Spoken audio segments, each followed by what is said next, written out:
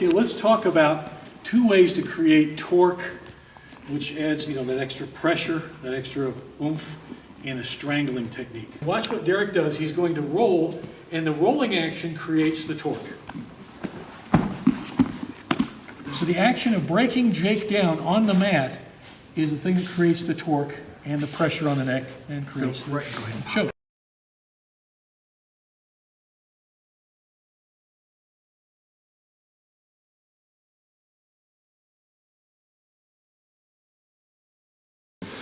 Okay, let's talk about two ways to create torque, which adds, that extra pressure, that extra oomph in a strangling technique.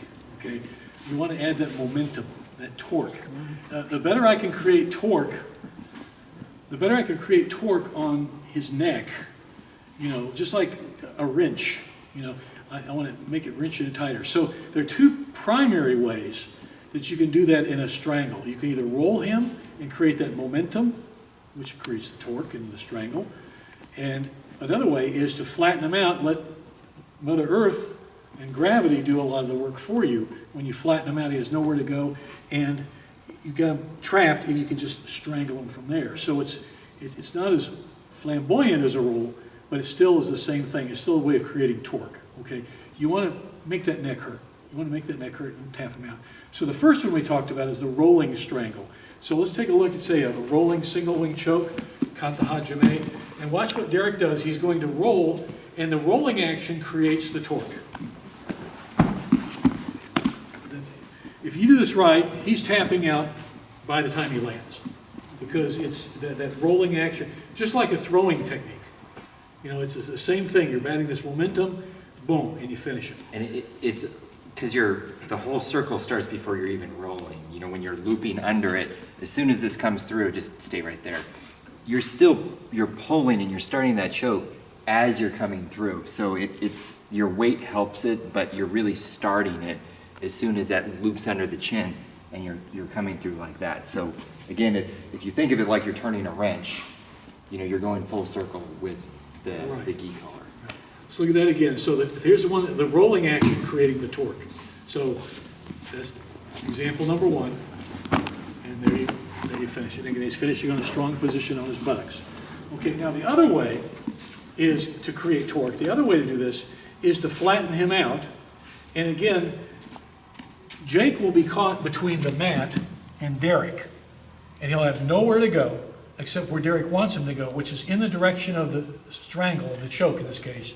He's going to go this direction, and he will create the torque by flattening him out, flattening the body out on the tatami, and then choking as he goes forward. So take a look. He's going to go behind, get a rodeo ride, get his hooks in, all this stuff. He's going to flatten him out, and he creates the choke. You need to aim your head toward the camera. Oh, got it. Sorry. You got to come this way. Head toward the camera. So he gets behind him, flattens him out. Boom. Now, there's a lot of pressure on that body, isn't there? And then he adds that. And when he does the choke, do the square choke so you can see it. When he does the square choke, the hadaka jime, if you guys can come around here and see this, he's trapping Jake's head in his shoulder, and now this driving forward movement as he broke him down.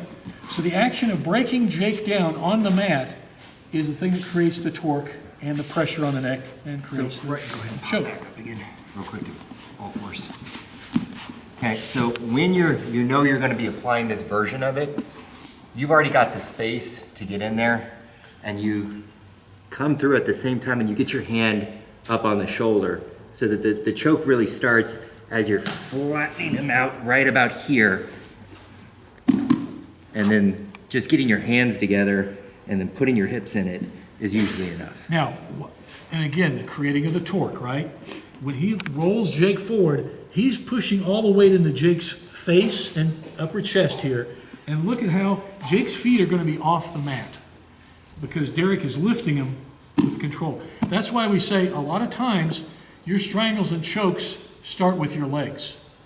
Leg control is necessary before you get neck control. So if I'm sitting here like this and I let him get his legs back on the mat, okay? See, he's going to be able to get a base. Okay. Now he's able to fight through it, and he's already starting to turn.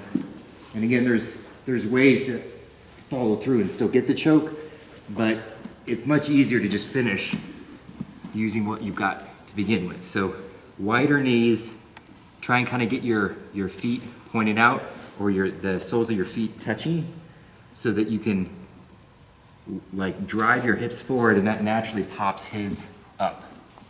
And now all the pressure's on the front without me even putting my So arm when in. he said pressure, again, it's all directed in this direction here, and we get the strangle, the choke, whatever configuration you want to do. It could be a lapel choke, could be any type of a strangle or choke, but Sometimes I'll do this one with just the sliding choke. So I'll catch this underneath, because he's giving me one, but he doesn't want me to get the other one, and I'll just finish like that. But again, two types of way of creating torque, a momentum, one to roll him, other one is flatten him out and drive into him. And they both work. It's your preference. Some guys like to do the rolling strangles and have great success with it. Some guys like to do this, and it really does work. But the key things here, when you do flatten him out, make sure his feet are flailing in the air. You don't want to let him have a base. Can you do it one more time on the rodeo ride? Sure, go ahead, get up real quick. So when I'm coming in, I'm letting my knees come out wide, so that when I come down like that, my legs come up, and that forces his hips up.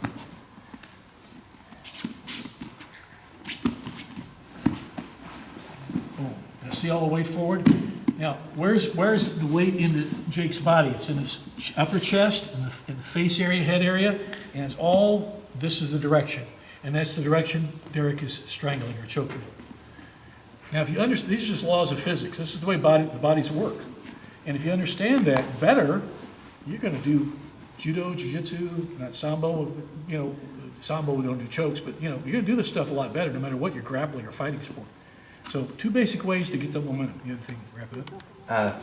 It's still important to know both. I mean, you might be way better at one than the other, but you can't always rely on one or the other. You know, you might have somebody that you're only going to get the one shot at them, and they give you the perfect, you know, situation, and you have to use the more, you know, rolling version of it. They might be very good defensively, and you just have to use your control to break them down and actually, you know, like torque to get them. So it's important to know both, because they're both very applicable in ground fighting, depending on who you're fighting. So practice both of them, make sure you know how to do both of them. Key thing here is he's always on a stable, Derek's always on a stable position, stable situation, and he's controlling the position. You always want to control the position, and if you think these like this way to create that torque, create that momentum, you'll create these circumstances of practice in that way, and you'll do it. You do it in practice. You're kind of just squeezing them into, like, space-wise, not necessarily like squeezing like this, but you're collapsing your control down upon them so that they have fewer and fewer options to get out of it. And then by the time you get the move, it's a foregone conclusion. A lot of times we talk about, like, there's 3 options. Well, you know, take 2 of them out and they're going to go through the door you want them to go through. And it's a very similar situation here. If you're not, so many times we see the lower belts, they get a choke or they get an arm lock and they don't like finish it, and they get upset and they let go, and they're just like, and it's like, no, he didn't take that back yet. You can still follow up. You can still reestablish your control and actually finish. So it's really important to get that side of it. Don't give up. Continue to use your control. You know, collapse that sphere of influence down on the guy until he's got no other option left but to give it up.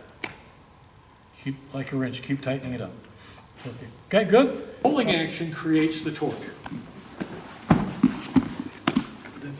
If you do this right, he's tapping out by the time he lands. Boom. Now see all the weight forward?